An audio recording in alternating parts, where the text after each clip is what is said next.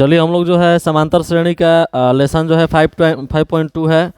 इसका question number कौन हम लोग बनाना था? 19 ना। तो 19 हम लोग देखते हैं। क्वेश्चन नंबर 19 यहाँ पे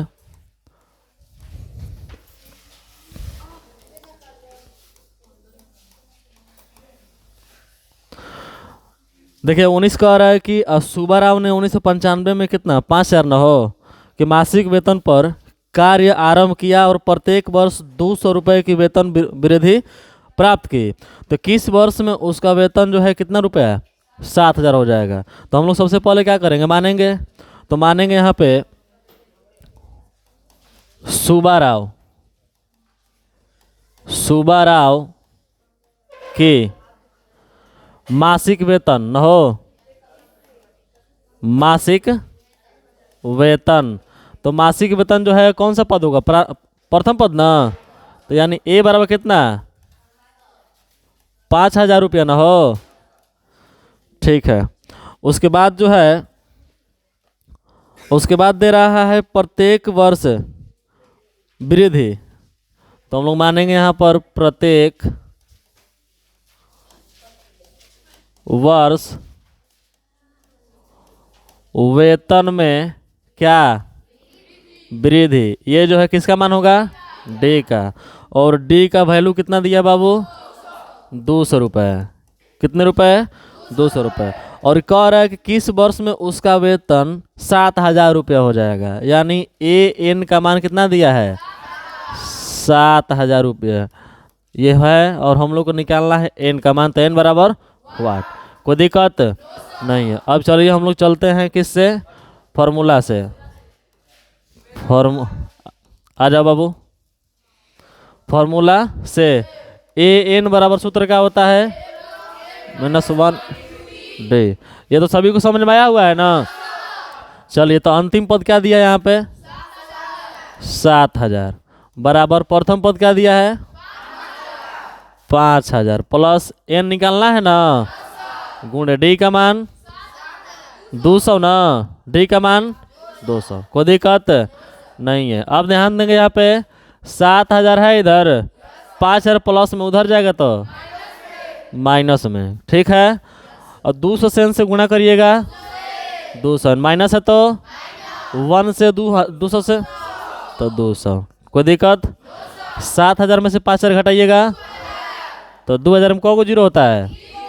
3 गुना। अब ये हो गया 200 n माइनस 200। एन वाला एक और बिना एन वाला कर दिया जाए ना। तो एक साढ़ू भाई कौन है ना, लेके चल जाइए वनिया। तो 2,000 माइनस में सोढ़िया बहुने जाता प्लस में 200 बराबर है नहीं कहता ना 200। दिक्कत 2,000 में 200 जोड़ल जी कहता ना 2,200 बराबर 200 एन। तो इसलिए एन बराबर ना हो कितना बटा कितना, तो 2,200 बटा बाबू रे 2 गो जीरो मर गुलन जा 11 दूना के। तो एन का मान कहता ना, मतलब हम लोग लिख सकते हैं अतः 11वां वेतन हो।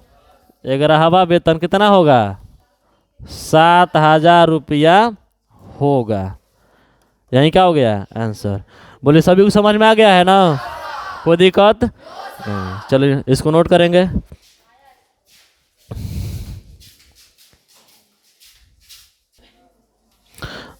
चलिए अगला क्वेश्चन देखते हैं हम लोग। क्वेश्चन है रामकली ने किसी वर्ष के प्रथम सप्ताह में 50 की बचत की और फिर अपनी साप्ताहिक बचत कितना 17.5 बढ़ाती गई।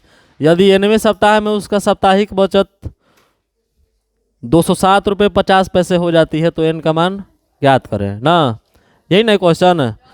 तो सबसे पहले हम लोग मानेंगे यहाँ पे 20 नंबर। माना कि रामकली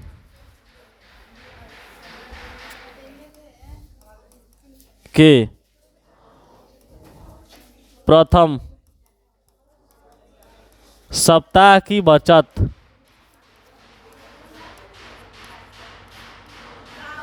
ए ना, प्रथम सप्ताह की बचत क्या है ना हो, कितने रुपए, 50।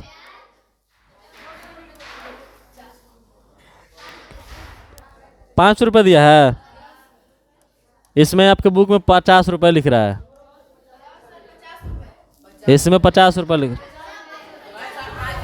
वीडियो बंद कर।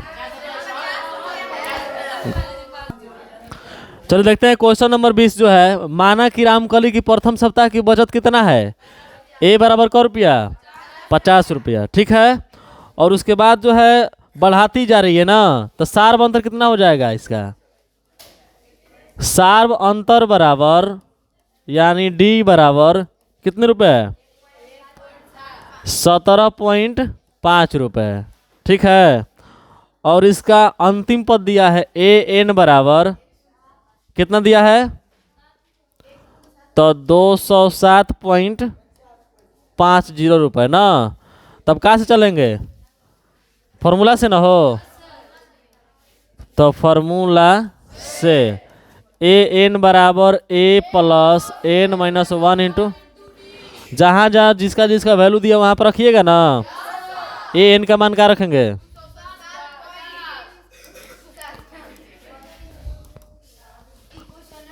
ए बराबर बोलिए तो,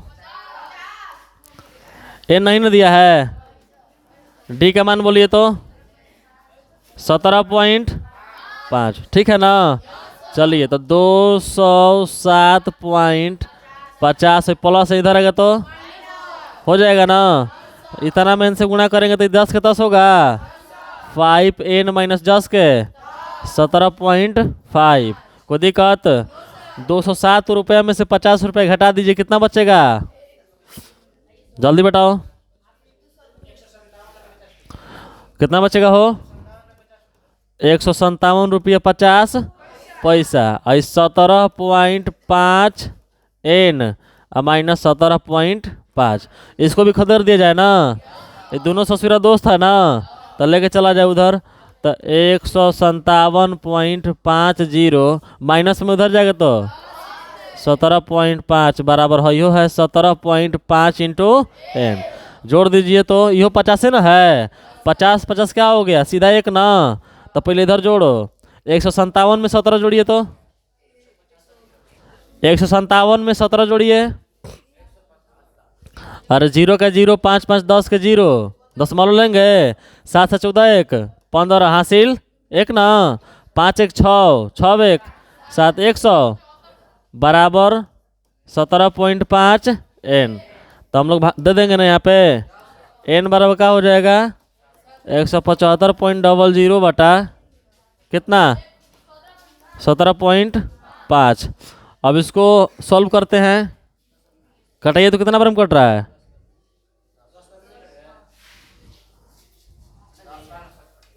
10 बार में कट रहा है, तो n का मान कितना आ रहा है यहाँ पे 10, ठीक है। अगर क्वेश्चन में क्वेश्चन में अगर ये वाला वैल्यू रहेगा तो 10 आएगा, अगर कहीं 5 रुपये दिया होगा, ये 1.75 दिया होगा, तो आंसर क्या आएगा 1 आएगा, उसका क्या आएगा 1, दोनों सही है, दोनों सही है, ठीक है, नोट कर सकते हैं इसको।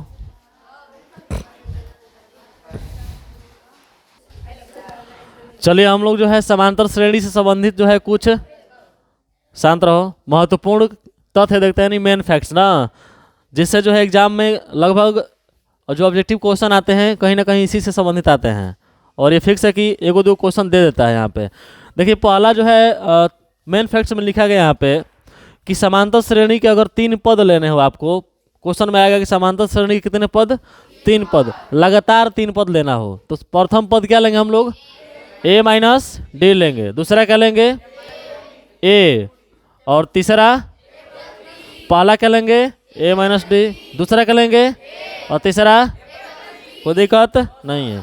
अगर समांतर श्रेणी के 4 लगातार पद लेना हो, क्वेश्चन आएगा कि 4 लगातार पद, तो पहला पद a माइनस 3d, दूसरा पद a माइनस डी, दूसरा पद क्या होगा यहाँ पे, और तीसरा, और चौथा, फिर से 3 पद के लिए a minus D, a plus D, 4 पद के लिए a minus 3d, a minus D, a plus D और a प्लस 3d, यानी जस के तस यहाँ पे देखो, यहाँ पे a माइनस 3d है तो यहाँ पे क्या है a प्लस 3d, अब बाकी है जा माइनस डी तो है जा प्लस डी। 4 को पद हो रहा है कि नहीं हो रहा है। पहला स्टार्ट करेंगे a माइनस 3d से, अंतिम a प्लस 3d से, और दूसरा का a माइनस डी से, और तीसरा का a प्लस डी से। कोई दिक्कत है नहीं। समांतर श्रेणी के 5 लगातार पद, अगर 5 को पूछेगा पद हम लोगों से तो क्या हम लोग लिखेंगे, पहला a minus 2d, अंतिममा a plus 2d, पहला a minus 2d, अंतिममा a plus 2d, बाकी 3 को बचा ना, तो a माइनस डी, a और a प्लस डी। कोई दिक्कत है नहीं। अब यहाँ पे एक मेन कॉन्सेप्ट है हमारा यहाँ पे पी का, समांतर माध्य, जिसको हम लोग इंग्लिश में कहते हैं अर्थमेटिक मीन, जो कि इसका कॉन्सेप्ट जो है आपको माध्य में भी पढ़ना है। जो आप माध्य मध्यिका बहुलक पढ़ते हो ना चैप्टर में, उसमें भी ये देता है और ये दे दिया समांतर श्रेणी में, तो हम लोग को इसको क्या करना पड़ेगा, अचीव करना पड़ेगा ना। चलिए देखिए, जब 3 राशियाँ, कितनी राशियाँ, 3 राशि, यहाँ पे हम लोग को लेना है कितना राशि बाबू, 3 राशि। जब 3 राशियाँ किस में हो, समांतर श्रेणी में हो, यानी एपी में हो, तो बीच की राशि, कौन सी राशि, बीच की राशि कह रहा है यहाँ पे, समझेंगे। जब 3 राशियाँ समांतर श्रेणी में हो तो बीच की राशि जो होती है शेष, शेष माने अगल बगल वाला, शेष माने क्या होगा, अगल बगल, यानी बाएं और दाएं राशियों का समांतर माध्य कहलाता है। एक बार फिर से समझेंगे, जब 3 राशियां समांतर श्रेणी में हो यानी एपी में हो तो बीच की राशि जो होती है शेष दोनों राशियों का क्या कहलाती है, समांतर श्रेणी। क्या कहलाती है, समांतर। जैसे मान लीजिए यहाँ पे आ गया ए, आ गया बी, आ गया सी, तो दोनों किनारा किनारा के बीच में कौन है, बी है ना, तब बी क्या होगा, समांतर माध्य होगा। बी क्या होगा, समांतर माध्य। यहाँ पे देखिए माना गया थ्योरी के अनुसार, माना कि 2 राशि ए कमा बी है, 2 राशि क्या है, ए कमा बी है, एवं समांतर माध्य क्या है, सी है, तब ए पी क्या होगा हमारा, तो पहला क्या होगा ए, दूसरा पद सी, तीसरा पद, क्योंकि सी जो है समांतर माध्य है ना, तो कहाँ रहेगा, बीच में न रहेगा, तो सी बीच में है कि नहीं है। अब पहला किनारा ए का, दूसरा किनारा बी का, अब बीच वाला सी, क्योंकि सी क्या है, समांतर माध्य है। तो D1 बराबर D2 लेने पर, D1 बराबर क्या लेने पर, D2 लेने पर, तो D1 के लिए सूत्र क्या होता है, D1 के लिए सूत्र क्या होता है, A2 माइनस, और D2 के लिए आपको दिया है ना, पहला पद क्या है ए, दूसरा पद, तीसरा पद, यहाँ पे निकाल सकते हैं हम लोग। तो D1 के लिए C माइनस, क्यों, दूसरा पद में से पहला घटेगा ना, C माइनस ए, और यहाँ पे D2 के लिए क्या होगा, B माइनस सी। तो यहाँ पे देखो B माइनस सी है कि नहीं है, क्लियर। अब देखो C C एक और है ना, तो C है एगो ससुरा C है माइनस में बा, उन्हीं जाए तो क्या हो जाए, तो C प्लस बराबर A प्लस B, दिक्कत नहीं है। एगो C और एगो और C, को C 2C, तो 2C बराबर A प्लस B, इसलिए C बराबर A प्लस B बटा 2, और इसी को हम लोग क्या कहते हैं, सभी को समझ में आ गया, कोई दिक्कत नहीं है। इसके बाद हम लोग क्वेश्चन को सॉल्व करते हैं इस लेवल पे, ठीक है। तो क्वेश्चन देख लेते हैं यहाँ पे। जैसे मान लीजिए क्वेश्चन दिया है, देखिए क्वेश्चन दे दिया 2, 4, 6 का क्या माध्य नहीं, समांतर माध्य क्या होगा, ये ऑब्जेक्टिव में सवाल करता है। आप देख सकते हैं क्वेश्चन बैंक में दिया होगा ना। तो देखिए 2, 4, 6 का समांतर माध्य क्या होगा, तो सॉल्यूशन करने के लिए हम लोग सबसे पहले एपी बनाएंगे ना। तो एपी 2, 4, 6 डॉट डॉट, ये बाबू किसका मान हो गया ए, और ये वाला और ये वाला, तो यहाँ पे हम लोग का ये सी है ना, तो सी बराबर सूत्र क्या होता है, ए प्लस बी बटा में 2, तो सी बराबर यानी 2 प्लस 6 बटा में 2, देखिए 4 2 सॉरी 6 2 8 बटा में 2 कटेगा। देखिए सी का मान 4 है कि नहीं है, तो समांतर माध्य कौन है, 4 है। ऑप्शन मार सकते हो ना, बनाने का जरूरत नहीं है, बीच वाला संख्या क्या होगा, समांतर माध्य होगा, ठीक है, कोई दिक्कत नहीं है।